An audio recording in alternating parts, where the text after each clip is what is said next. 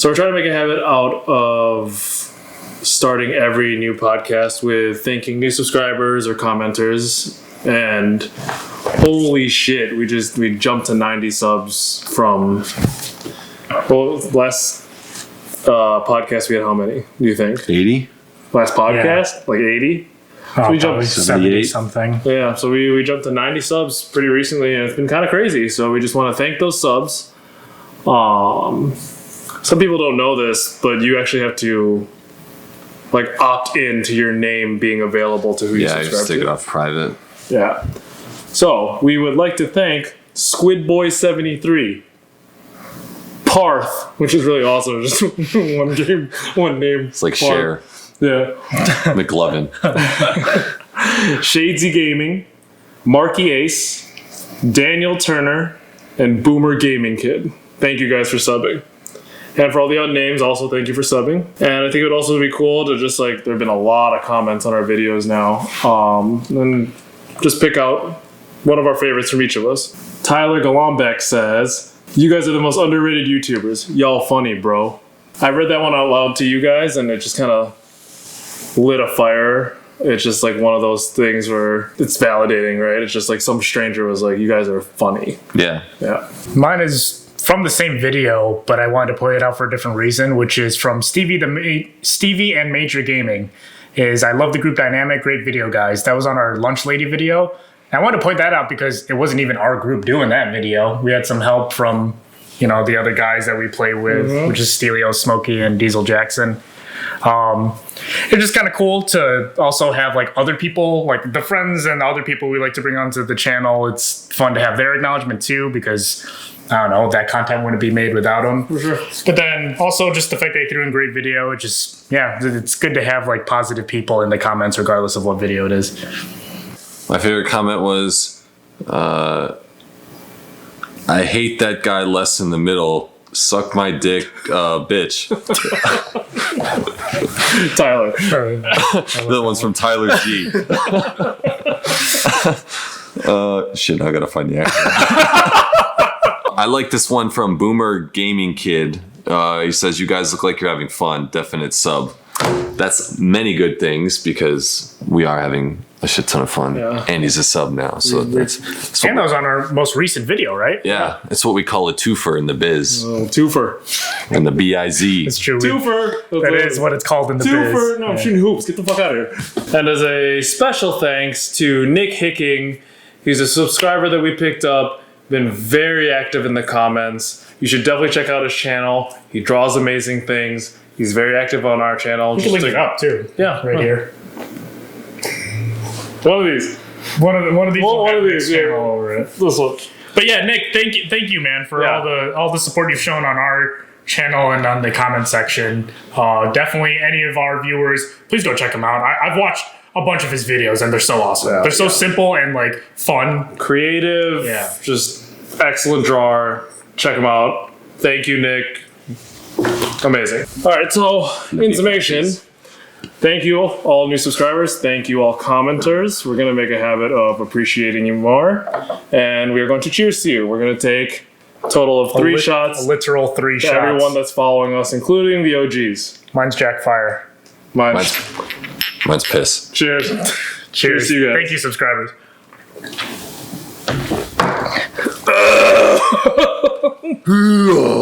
Oh fuck! I hope you feel the appreciation, subscribers. That was disgusting. Can we do another one? No, you have a problem. All right, everyone. Welcome to the 3rd episode of the Shooting the Shot podcast. Thanks again for the name, Tyler. Good name. Today, I'm joined by my actual brother, Lester Osano. Hello. And my brother from another mother, Tyler Grant. And I will, I guess, sort of be your host, Kevin Osano. Today, first off, for this podcast, we've generally just been talking about the things we deal with as, aspiring content creators on YouTube and just content creators overall.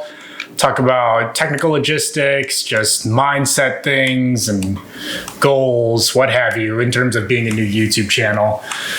So today's episode is primarily going to be focusing around the little things that no one thinks about, and primarily like audio, things revolving audio, because it's more important than people would think.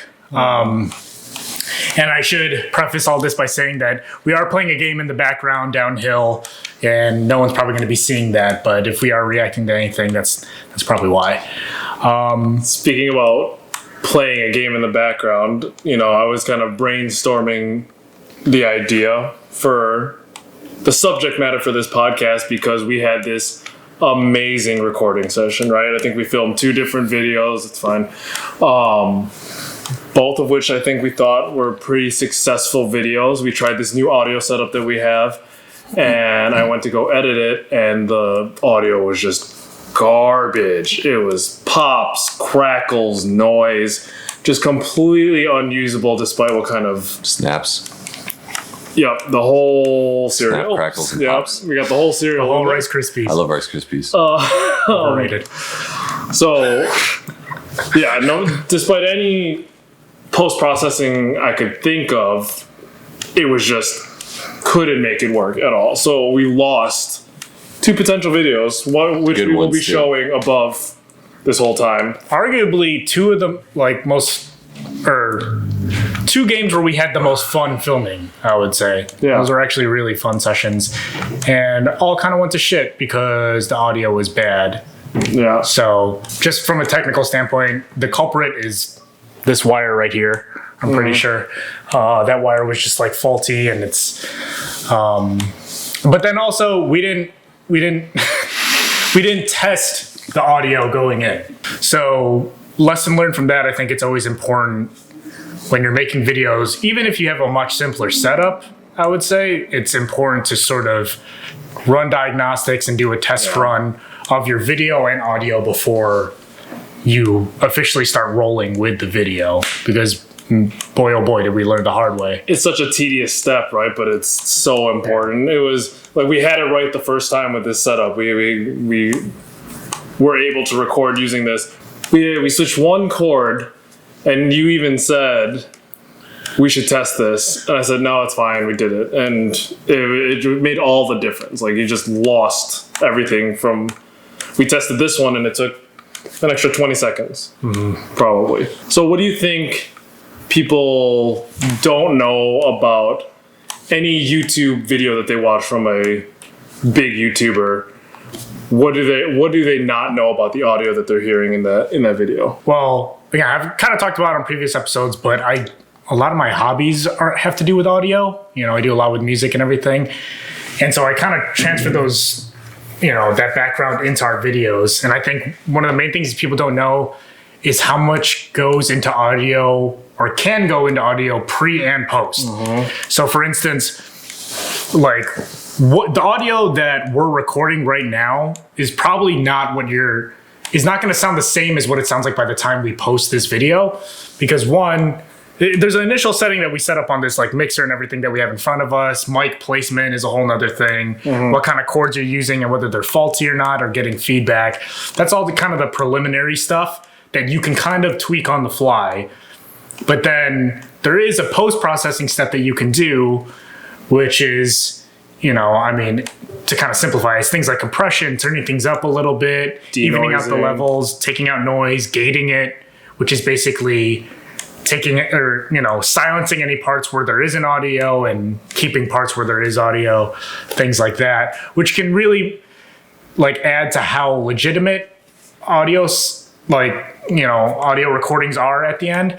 Problem is that if you don't get a good recording from the beginning, from the get-go, all the post-processing stuff just kind of doesn't matter, because you can only work with what you start out with. Like our 2 ruined videos, right? Yeah, so it's like, to the example that you mentioned, if you have crackling, audio, I believe we weren't even in the same room. I think we were traveling at the time that you said you tested out the audio or listened to it, and then you said the audio is all fudged up, and right away I knew whether it was going to be salvageable or not just by experience.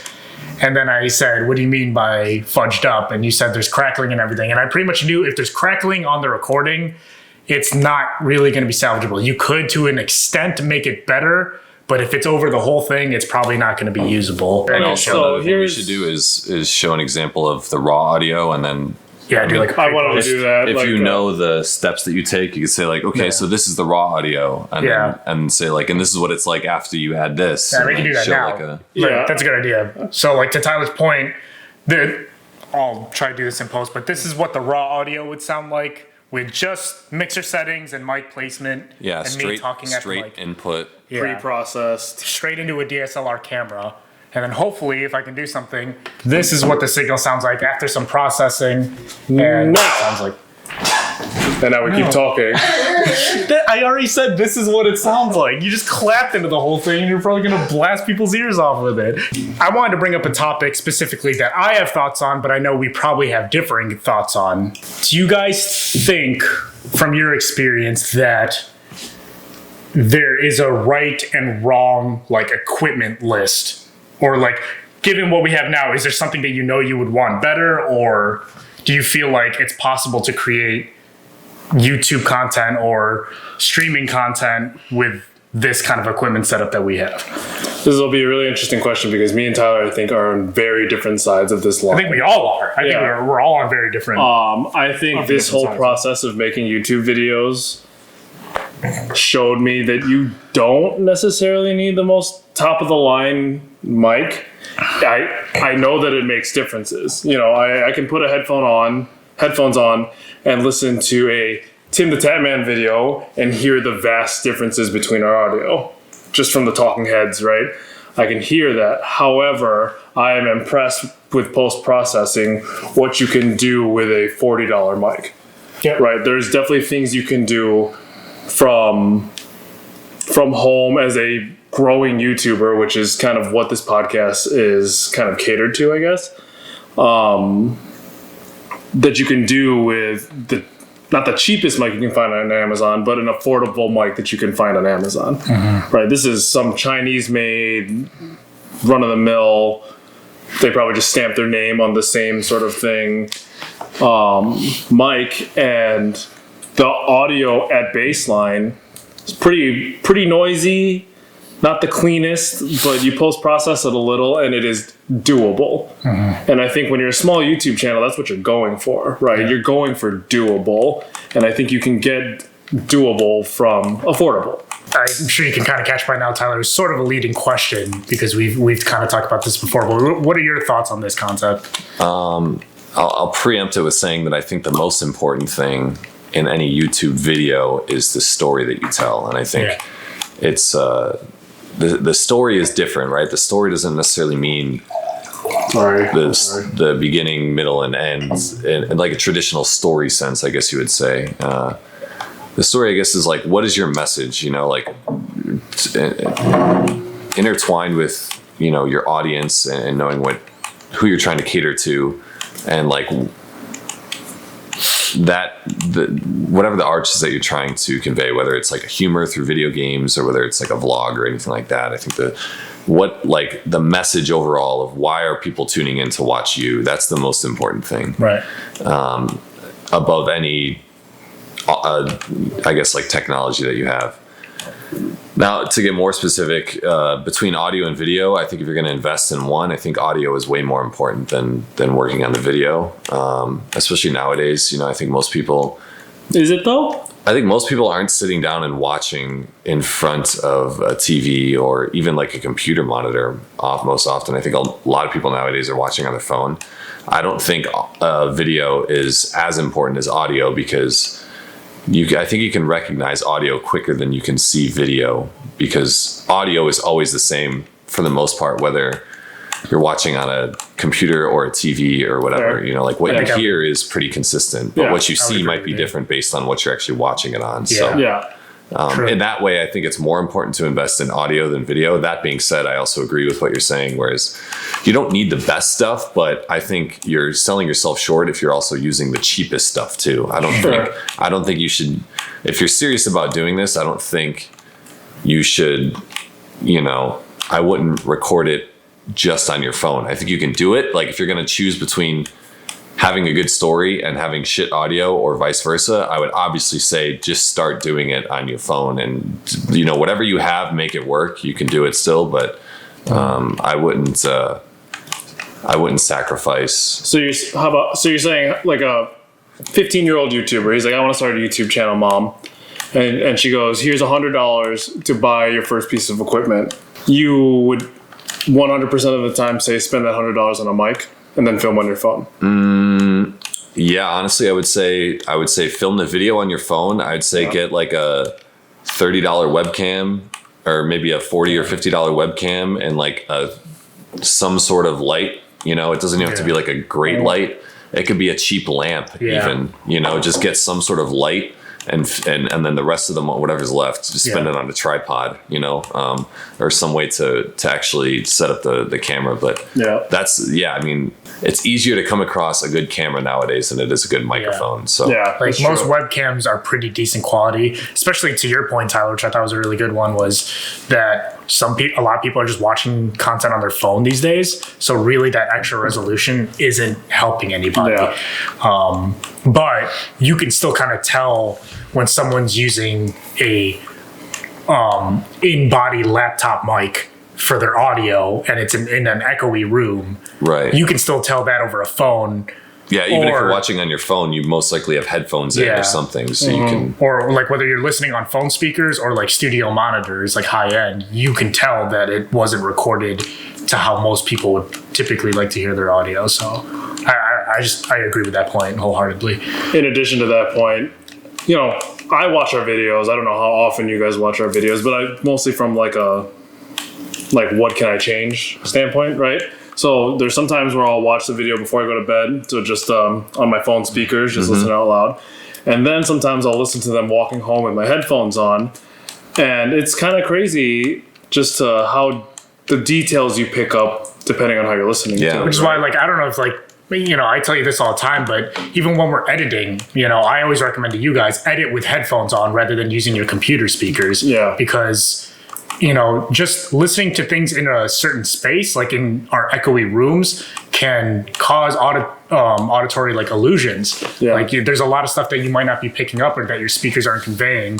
Whereas if you play it on something more detailed, like maybe a good pair of headphones, you might realize there's a lot of low end in the recording, or there's just a lot of static that I just couldn't hear because I don't know, my speakers already have static normally, and I didn't know that it was in the video or in my sound system, Yeah. So that's why I always think, to kind of answer the own question that I had is I think, if you have the money to invest in something really good, for instance, Tyler has a really good microphone, right? By YouTube and web content standards, your microphone's really good and is often considered one of the better ones. Whereas my brother and I probably have cheaper ones, and we kind of pay for it in terms of how would you say it? We don't have interfaces for our microphones, whereas Tyler's does, which kind of helps with content creation. But the only different view that I think I would say is that regardless of what your equipment is, whether you have a really expensive, good quality microphone that gives you all the bells and whistles in terms of settings, or you have cheaper end microphones like us, I think it's more important to take the time to educate yourself on how audio works. Because don't get me wrong, I'm sure a lot of people, starting us included, will use presets in Premiere or whatever recording software they're using to kind of make their audio sound a certain way. And that's good because it's probably going to make your audio signal sound better than how it originally sounded when you recorded it. But I also think understanding what those things are doing, because a lot of times you can apply presets and just end up destroying the audio or making it worse in ways that you didn't realize it was making it doing, especially if you're not monitoring it with high quality monitors. So I would say just learn about what clipping is, if you don't know what that is, I would say figure out what that term means because it's very important. Or I would say, learn about things like compression or gating. The fact of the matter is that if it's your YouTube channel and you're willing to put in the time to making the content, you should probably be willing to put in the time to research how to do things in a more high quality way, if that's what you're shooting. One thing I will say, just to sort of like put a cap on this little subject, is like, I think it's also important to note of like understanding your content and what it is that you're actually putting out. Like, obviously everything that we're talking about applies to us because a lot of what we're doing is audio based. And I think a good mental exercise is like, think about if you were watching the video that you're putting out and you turned it all the way down on mute, would you still get the reaction that you're looking for? And for us, the obvious answer is no, right? Because a lot of what we're going for is humor, and a lot of it is based on our reactions and our commentary. But if you're like an illustrator, right, and you're drawing a picture and you're doing a time lapse of like a portrait or something, because you're drawing something, the audio doesn't matter. So at that point, if it's just like a top-down shot, obviously invest in a good camera. But for something like us, audio is a main part of it. You know, just like going back to what you were saying, if you're walking down the street, you could still put our video on mute and listen to it. And if you have a rough idea of what we're doing, you might still think it's funny. Whereas if you just watch the video, if I showed a family member a video and they had no idea anything, and I just turned off the audio, they wouldn't have an idea what was going on at all. So knowing your content and that's a good point. And what values. That's a really good point. Yeah, like the things we're saying might not even apply to people who do like what do you call those? Almost like, you know, where people like build stuff ASMR style or draw, like you said, where it's like they literally have no dialogue. So yeah, it definitely depends on the content you're creating. That's a really good point. So one thing that's pretty specific to us, like when you talk about small YouTubers, new channels, no one there has a custom soundtrack. No one there has custom music, custom sound effects. Very few. We are very lucky to have a DJ amongst our group, Producer. right? DJ, producer. Don't insult the man. Fine. I don't know. Someone who produces music, understands music. Like, I love our outro. I don't want to change it ever. I listen to it without editing videos. Guilty as well. I think it's with the exception of like one or two videos, maybe it's like the one thing that is in every single video. Yeah. You know, at least for I think for me, if someone plays the first 3 seconds of that song, I immediately know where, you know, like I picture it. I think the only other videos that don't end in that song was also the remix I did of that song that was in the game in Labyrinthine. So it's still a song that I somewhat did. There was a very short period of when we started making videos of where I was like, the Brawl videos are gonna end like this, the couch game plays are gonna end like this. But now that's our end music. Yeah. It's almost like a part of the brand as much as the logo. Brand. Yep. Yeah. It's like as much as the logo. I think like someone who actually watches our videos, if you play that song, it's like there's no mistaking. You can you know exactly where it came from. Just like if you see our logo, you're like, yeah, this is them. You know. Right. I think it's a staple to the channel. And So here's an interesting question: when you watch one of our videos to the end, you hear your song start to fade in, right? Are you proud or are you critical? Both. I'm proud every time because, like, you know, I told you guys the backstory, but that was a song I made just for fun. I was going to try to make it into like an actual song. Never actually finished it, but always thought it kind of hit. So I was happy that we found like a use for it in a way that it could kind of be played out a lot. So in that way, like I'm always like proud and everything, but the critical part comes out of me where it's like, it's not, I don't know, if you're getting into the like real weeds of like auditory, like mastering and like, you know, professional sounding recordings. It's not the most professional sounding thing in the world, and I know most people won't care. Yeah, you're crazy. I don't care. So like that little part I get critical about, but then the only other critical part is just making sure that because we like it so much that it doesn't just blare. Like I try to balance it out with the level of the video, and I have to try to remember that even though I like the song and like you guys like the song, it's important to not like blast our our viewers' ears off with it at the end. It should be balanced and making sure that the fade is gradual enough to where it doesn't take away from the ending content. Because a lot of times our videos end in some kind of punchline, like some kind of thing we deliver right before our clickouts happen. And so I try to make sure that the music, despite us loving it, doesn't Drown out eclipse the the like last punchline we have before things come in. So like if you look at the automation of mine, it's usually like all the way, it's at like negative like 25 or 30, and then only, That low? yeah, I put it in really low, and then I bring it up like it looks like a I mean, I'll go negative 15, negative 16. It's all funny the way, to and get then 0. to get technical for a second. I import the entire audio file, just like wherever it begins. That's where I have it begin. Yeah. I automate the beginning of the audio clip is all the way at like whatever the furthest is in Premiere. I think it's like negative 281 or Yeah, something, it's or two something something. crazy. And then I'll fade it into negative 15 decibels right before the punchline, and then right after the punchline, I'll bring it up to like wherever our couch cam audio is at. Yeah. Usually it's around like negative 6, I think.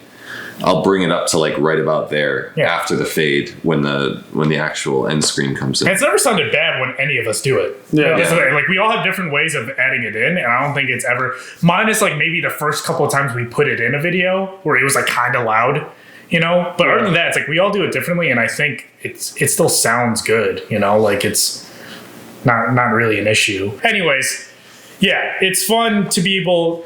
I know that like most people creating content like are not going to be musicians or like know how to make their own music or anything. So we are kind of lucky in that regard that we can have music that's iconic to us. But that being said, it's like if you know somebody who just wants to like make you a little jingle or whatever, or even just make a loop that like you use. Yeah. I guess like, it's just like Tyler says, that's something like that can equally be part of your brand. And I guarantee you, if this channel were to ever go anywhere and someone just takes It's going places to the fucking moon, Kevin. But it's kind of nice for us. Like our It's videos, not nice, dude. It's awesome Yeah. that our song is ours. Yeah. That's our our videos will song, always right? end in a way that's like super unique Yeah. to us. And I've even had friends comment like, "Oh yeah, like the way that the video ends just really hits and stuff like that." Yeah.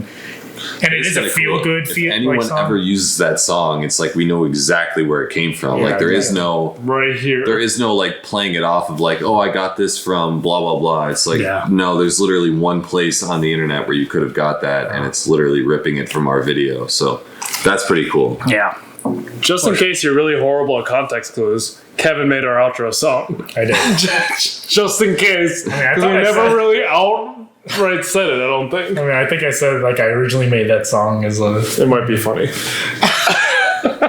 So yeah, I'm glad everyone likes the song. Glad you guys like the song. But comment below if you guys enjoy our outro song or if you think it sucks. But we're probably gonna keep it anyway, even if you do think it sucks. Someone comments, "This song fucking sucks, my dick." Boo! Boo! Unsub. 90 subs my ass, 50. Boom. 89. So what do you guys think about audio? What do you guys think about our audio? Do you like our outro song? Do you like the way our mic's set up? What would you change? Let us know. I changed the guy wearing the red beanie. It's orange. Definitely red. It's orange! That's a red ass beanie. It's an orange. What color is this beanie? Yeah, it's like red pink. Red. You know what red I did plus here pink and there is orange. was orange. It's almost like a salmon. I think red plus yellow is orange. Red plus pink is orange. I think it's just That's, a line of red. that's absolutely not. Or dark pink. That is kind of indisputable fact that you're arguing with it. Audio.